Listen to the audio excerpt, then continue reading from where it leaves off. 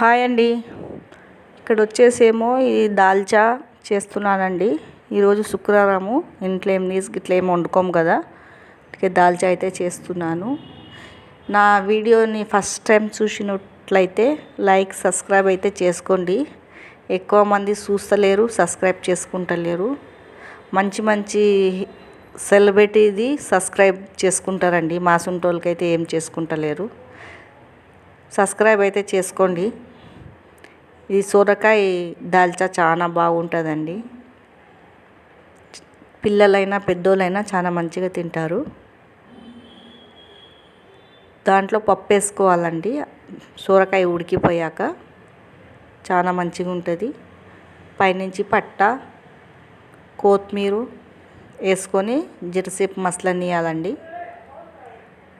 ఈ వీడియో మీకు నచ్చినట్లయితే లైక్ సబ్స్క్రైబ్ అయితే చేయండి.